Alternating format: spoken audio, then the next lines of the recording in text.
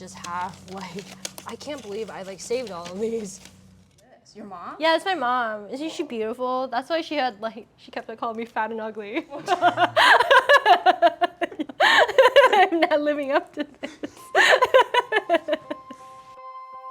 Did you feel stupid, fat, and ugly in high school? Well, I did, and then I spent 10 years making a video game about it, and it's called Consume Me. Consume Me is a slice of life RPG about Jenny's attempts to become hot in high school.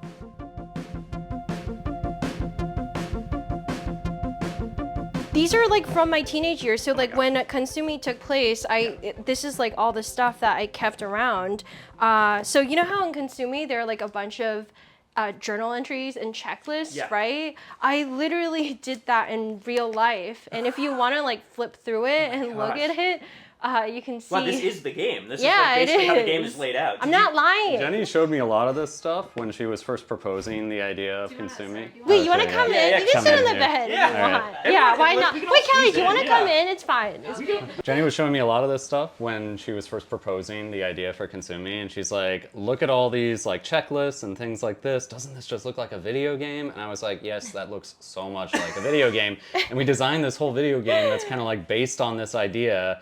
And then I think it's like pretty recently, like less than a year ago, you informed me that, oh yeah, I never actually checked anything off. Yeah, like I mean, you can even look in there. I just like making the to-do list. I didn't actually do the to-do list. Yeah, like there's nothing. I just love making lists. What is the fail stamp? Wait, what fail? Oh my god! Honestly, I'm looking at this for the first time in years too. But maybe that's what's fun because it's a genuine reaction, you know? The seed for Consume Me was, I was at NYU, right? And I took this class called Games 101, and that was when I learned about like Papers, Please. And I also was exposed to a lot of indie game developers making very personal autobiographical work, like Anna Anthropy's Triad and Nina Freeman's work, you know? And I was like, oh, it's so cool that people are like making these small vignette games about like lived experience. And I just had this idea in the back of my head and kept on like basically remaking this one mini game, which was the Food Tetris mini game. Eventually I took this prototyping class taught by Bennett Foddy where we had to like make a game a week. And I think that actually really was what created the visual style of the game. Because in that class, you only have a week to make something. So you have to think about scope and you also have to like reuse as many tools as possible because you don't want to waste your time redrawing art assets or remaking sound effects. I guess I started making games that had like a similar, like a shared theme of like autobiographical stuff, like daily routine, you know? And I made like a do your makeup in 10 seconds mini game that kind of went viral. Oh wow. Yeah, I made like a wobble yoga game for Ludum Dare that like placed #1 in humor. Like I did like a bunch of these little mini games, but Bennett then referred to them as self-portrait games. Yeah, self-portrait. I wanted to like share what I had been through. You know, I love sharing like my life. So I think around that time, the V&A asked to do an exhibit of Consume Me, and this was before Consume Me was even a real game. It was just like a collection of things. And I was like, oh my God, like there needs to be a real thing behind this, you know, otherwise we're lying to them. And I got AP to help me put together this like 10-minute demo of the game. So it's just like the mom nagging Jenny about her weight, and then you get to play a little bit of the Food Tetris and maybe play a little bit of the yoga mini game, and you get to like wake up in the morning. Yeah, I was originally brought onto the project to help Jenny get this thing ready for the V&A Museum. And basically it was supposed to be, I'll just be doing this for the summer. That kind of transformed into, we're building a vertical slice to pitch to publishers and investors, and you know, that summer project is now going on 8 years, I think. Yeah, like so 2018 we pitched to Callow Nights and we got funding, and that was like when this like hobby / dream became a reality. And that's like such a double-edged sword because like making your indie game into reality quickly becomes a real job, and a job that is not fun, but a job that you still have to show up to, you know? And like everyone who I meet who's like, what do you do for a living? I'm like, oh, I make video games. They're like, oh, it must be so much fun. I'm like, it's actually very torturous a lot of the time. Yeah, originally I was like, oh, maybe I'll just bring a few things back to my apartment. But I just think there's so many. Yeah, these are great documents. Yes. Are either of those scales the scale from the game? No, I was surprised to see them there. I wasn't even expecting it. Yeah. Also, I just have to say my favorite thing that I've found in this so far is this New Year's resolution page where nothing is checked off. Absolutely zero things. No, I'm showing you a list. One of them is like stay positive. Stay positive is not checked off. I think in general I'm positive. This is the first time Kelly's been here. Oh, wow, This is okay. why I want you to come, because it's like surprising for you too. What was like the process of adapting the space into the game? I guess like Jenny just sent me photos. I think I was like, oh, like apartments in like Chinatown have like this wooden trim, and I was like, I think it would like fit the vibe for like a Chinese family.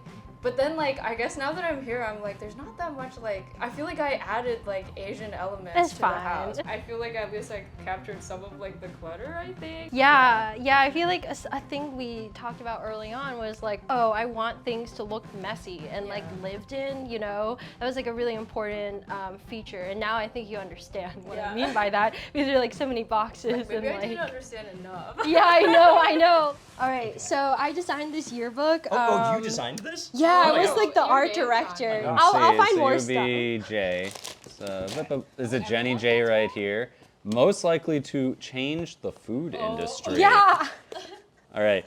Dream, famous artist. Reality, starving artist. Oh, it's kind of true. Wow. These are all like very relevant to the game. I know, yeah. Why did you get most likely to change the food industry? Do you remember? Was there like a reason that?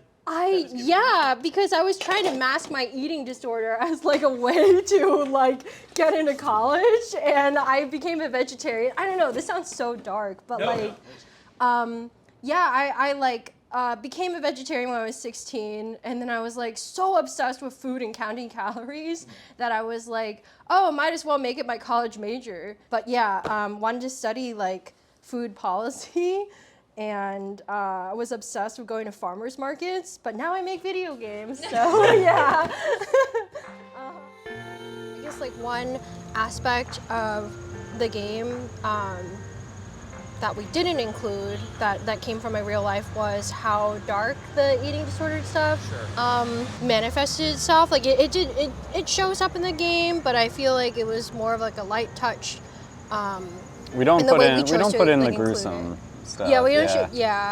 Because like it did get kind of dark, but and I think originally we wanted to have the game be more about like dieting and that sort of thing. Eventually, it became a game just about that time period. You know, I feel like in some way I'm glad that we added so much more to the game. You know, that we made Jenny have to get into college, because I feel like it's hard to separate dieting and just have it be in its own vacuum.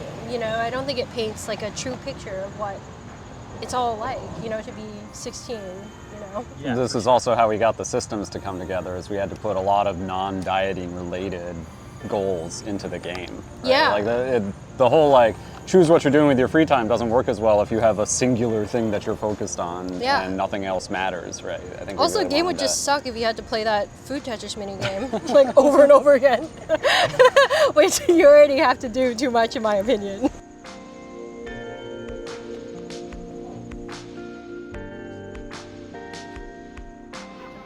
Oh my gosh! Hi. Oh yeah, this is like shopping sequence stuff. Like at the end of chapter 1, there's like a shopping mall. I actually think a lot of this is like all design stuff for that one scene. So, so here's like how I brainstormed a lot of the interactions. A lot of it is just like visual first. I guess like I was really into like thinking about how to communicate like very minute, discrete events. You know, this is them like taking the elevator, waiting, like getting tired. Like trying on clothes. The guy who invented this notebook is actually the guy who made Earthbound. Oh, really? Yes, yes. That makes sense. Yeah. Come here, buddy. Come here. Join the conversation. Yeah, it's almost done. Anyway, he made this book called the Hobonichi Journal, where each day is a page. So you're kind of like committed to writing in your journal every day. Oh, wow. Oh, this is like at GDC. But I think like something I realized about doing this sort of journaling was it was very fake. Like I kept on thinking in the back of my mind like, oh, maybe I'll show it to someone, you know? Sure, and I think as a result, as you do that, you're not honest with yourself. You're almost like journaling because you think that someone else is going to see it someday. Yeah. So what's the point of that, you know? And I think it it took me a while to start being honest. To tell a real story there is a certain amount of messiness. People don't just magically stop being affected by, you know, the cultural pressure of diet culture and the, I don't know, body image as it exists in the United States, right? It's like, that takes time. It involves like finding other things in your life to like devote focus to. In the game, it's not just about dieting, it's not just about school. I also had my first relationship. So this is a box of all the stuff that I kept from that first relationship. And, okay, some of it looks kind of gross. Is this your boutonniere? This is from prom. No way. Yeah. Oh so if my you want to God. look at it. It's. If you wanna- yes. Yeah. I don't want to like It's destroy it. fine. It's so fragile. This is actually what like that date montage is based off Oh of. right. Yeah. Yeah, and like chapter 2. I have so many photos of myself eating ice cream. You know. I like that 48-hour makeout session is one of Oh the my things god, that's that's checked so off. But embarrassing. also Sims 2. This is really great. I actually think it's really fun to do stuff like this, like share it with people that weren't there in that time period and just be like, hey, like this is a part of me. Did you know? Like, do you see that in me now? I mean, we'll do that too. Like when we were like working on the consuming together, we'd end up like just talking about what it was like to be in high school, you know, and I like get to learn parts about Kelly and what they were like. And, you know, do we do that too? I don't know. It's different. But I don't know, it's fun. It's funny because like Consumi is this experience that we're doing now. Like it really does feel like looking through a box of memories and like just the way that the game is kind of structured out, right? And was that kind of the idea when you were making it? Like, did you want it to feel kind of like this? I think it's not conscious. I think I was just raised on YouTube vlogs. Do you remember like YouTube in 2008 when there were like no influencers? It was just like Michelle Phan and like you know, like a couple of people. Yeah. Like sharing your life happened on a much smaller scale, and I think that definitely had an impact on me. Like I think I also wanted to like do that sort of thing, like share my life on YouTube, but instead it's through a video game, you know? So. Yeah.